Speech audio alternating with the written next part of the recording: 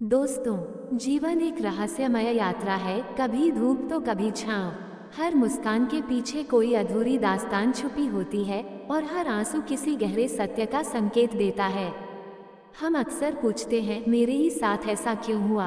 पर शायद ये सवाल ही हमें उस द्वार तक ले जाता है जहाँ से आत्मबोध शुरू होता है। दुख जीवन में अचानक नहीं आता, वो एक संदेशवाहक होता है, एक गुरु जो हमें भीतर झांकने, अपनी कमजोरियों को पहचानने और अपने कर्मों का मूल्यांकन करने का अवसर देता है। जैसे अंधेरी रातें ही सितारों को उभरने देती हैं, वैसे ही दुख हमें हमारी असली क्षमता, सहन शक्ति और संवेदनशीलता से परिचित कराता है। ये कहानी सिर्फ दुख की नहीं है, बल्कि उस परिवर्तन की है जो दुख की आग में तपकर जन्म लेता है। यह एक आम इंसान की नहीं, बल्कि हर उस आत्मा की कथा है जो जीवन की चोटों को सीढ़ियां बनाकर ऊंचाई की ओर बढ़ती है। तो आइए इस यात्रा में प्रवेश करें, जहां हम समझेंगे कि दुख जीवन का अंत नहीं, बल्कि एक नवीन शुरुआत का संकेत है। नमस्कार दोस्तों, आप सबका वेद ज्ञान 02 में दिल से स्वागत है। दोस्तों, हमारे चैनल पर पहली बार आए हैं तो चैनल को सब्सक्राइब करें और घंटी को जरूर दबाएं, ताकि जब भी वीडियो डाले तो सबसे पहले आप तक पहुंचे। जीवन में दुख क्यों आता है? सुदूर गांव पठानपुर में एक बालक जन्मा, नाम था अनुग्रह। उसकी आंखों में सवालों की आग थी और दिल में एक अजीब सी बेचैनी। जब वह 5 वर्ष का हुआ, उसकी माँ चल बसी। पिता खेती में डूबा रहा, पर बालक की आंखें सवाल पूछती रहीं, माँ क्यों चली गई? क्या मैं दोषी हूँ? एक दिन वो खेत की मेड़ पर बैठा रो रहा था, तभी एक बूढ़े साधु उसके पास आए। उनके चेहरे पर असीम शांति थी। उन्होंने पूछा, क्यों रो रहा है बालक? अनुग्रह बोला, मेरी माँ चली गई। मुझे समझ नहीं आता, दुख क्यों आता है? साधु मुस्कराए और बोले, दुख वही है जो आत्मा को कांटे से गुजरने पर मजबूर करता है, ताकि तितली बनकर उड़ सके। बालक कुछ नहीं समझा, पर उस दिन के बाद साधु ने हर दिन एक कहानी सुनानी शुरू की। कहानियां जो दिखती साधारण थीं, पर हर एक में एक बीज छुपा था, दुख का, कर्म का और आत्मा की यात्रा का। एक दिन साधु ने अनुग्रह को एक टूटी हुई गुड़िया दी। कहा, इसे ठीक कर। बालक ने कहा, ये तो बहुत टूटी है, मैं क्या करूं? साधु बोले, इसका दुख समझ, तभी जान पाएगा कि तेरा दुख क्या कह रहा है।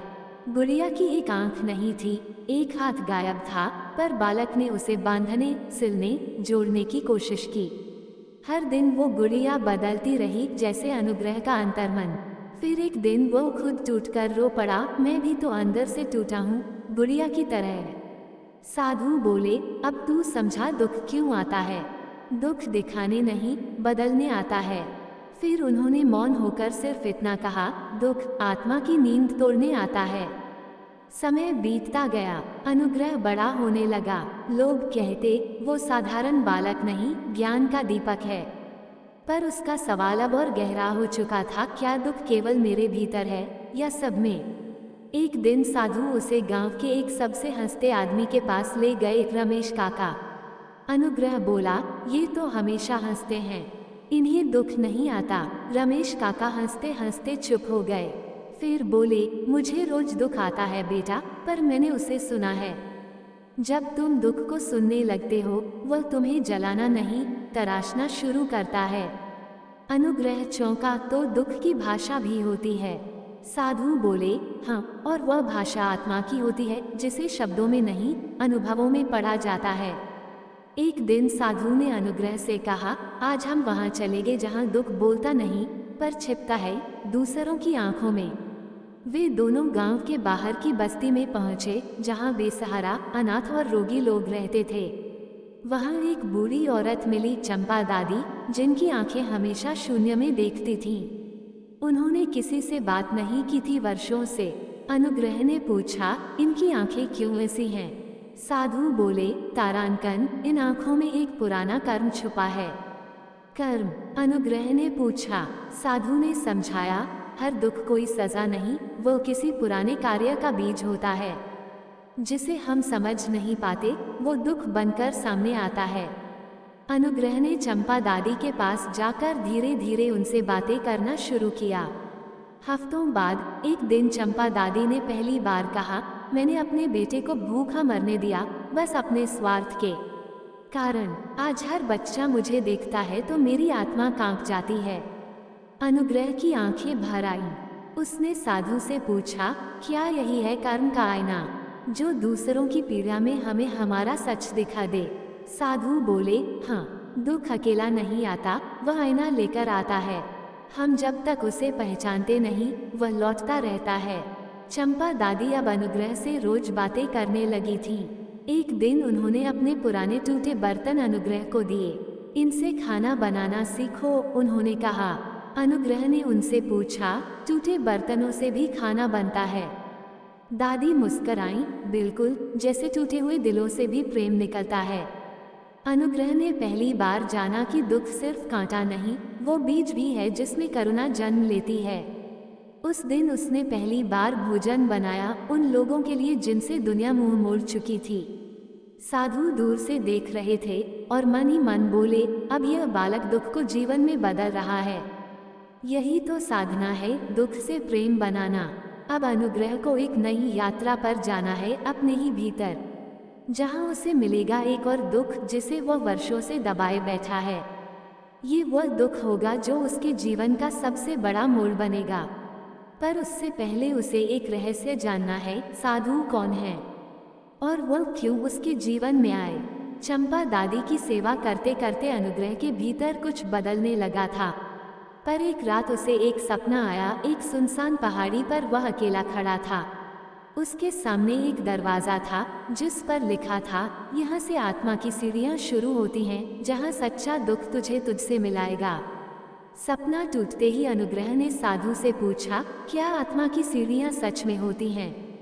साधु गंभीर हो गए, बोले, हाँ, और अब तेरा समय आ गया है। चल, तुझे उस पर्वत पर ले चलूं जहाँ तू अपने भीतर उतर सके। वे दोनों चल पड़े एक दूर वीरान पर्वत की ओर। वहाँ हवा चुप थी और पत्थर भी मौन थे। पहला द्वार मिला, उस पर लिखा था, स्वीकार का द्वार, जहाँ हर अस्वीकारे गए सत्य को बुलाया जाता है। अनुग्रह जैसे ही द्वार में घुसा, सामने माँ की परछाई खड़ी थी। वह मुस्कुरा रही थी। अनुग्रह रो पड़ा, तुम मुझे छोड़कर क्यों गईं? पर माँ कुछ नहीं बोली, बस पास आई और उसे गले लगाया। अचानक उसकी आत्मा ने कुछ महसूस किया, माँ कभी गई ही नहीं थी, वो मेरे भीतर थी। दुख ने केवल मुझे उससे जोड़ने का रास्ता बनाया। बाहर साधु आंखें मूंद कर बोले, अब पहला द्वार पार हुआ, आत्मा अब जागने लगी है। दूसरे द्वार पर लिखा था, यहाँ तू अपने ही उस रूप से मिलेगा जिसे तूने कभी अपनाया नहीं, अपनी परछाई से।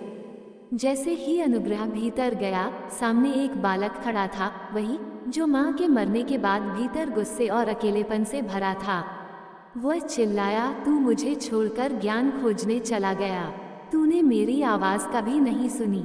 अनुग्रह डर गया, पर फिर उसने आंखों में आंखें डालकर कहा, अब मैं तुझे छोड़कर नहीं जाऊंगा, तू मेरा हिस्सा है, चल साथ चले।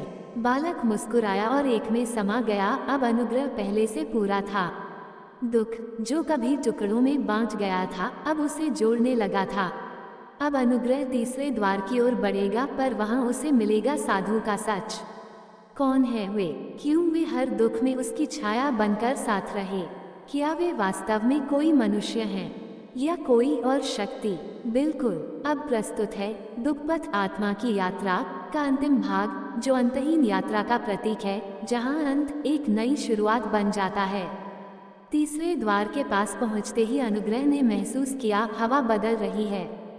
समय थम गया था। द्वार पर लिखा था, यहाँ तुझे मिलेगा वह जिससे तू भागता रहा, स्वयं का प्रतिबिंब। जैसे ही वह अंदर गया, सामने बैठा था वही साधु, पर डीजमल उनका चेहरा बदल गया।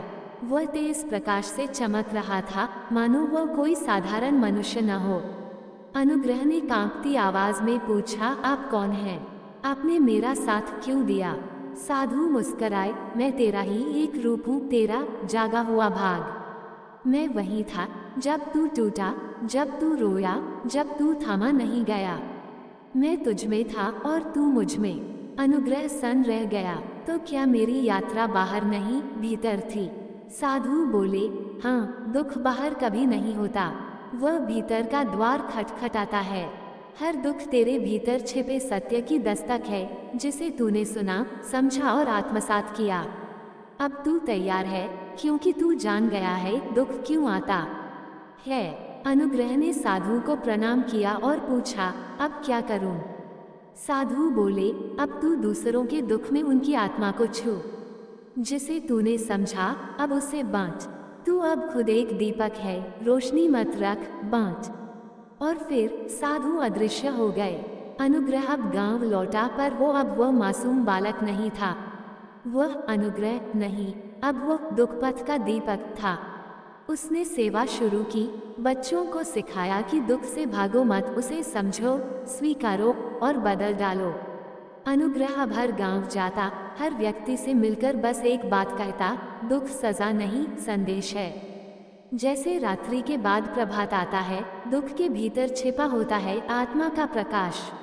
अगर तुम उसकी आंखों में देख सको, तो वह तुम्हें जगा देगा, जला नहीं। लोग पूछते, क्या यह अंत है तुम्हारी यात्रा का? अनुग्रह मुस्करा कर कहता, नहीं, ये तो अभी शुरू हुआ है। दुखपथ कभी खत्म नहीं होता, वो हर आत्मा का आह्वान है, चलने का, बदलने का और फिर बांटने का। इस तरह दुखपथ आत्मा की यात्रा एक ऐसी कथा बन गई जो हर उस हृदय में गूंजती है, जो कभी टूटा, कभी भटका और फिर खुद को खोजने निकला। क्योंकि दुख का उद्देश्य तुम्हें हर बार गिराना नहीं, बल्कि हर बार तुम्हें खुद तक पहुंचाना होता है। इस वीडियो में अगर आपको कुछ सीखने योग्य मिला हो तो इस वीडियो को अपने दोस्त परिवार के साथ शेयर जरूर करें और हमारे चैनल को सब्सक्राइब करना ना भूलें। धन्यवाद।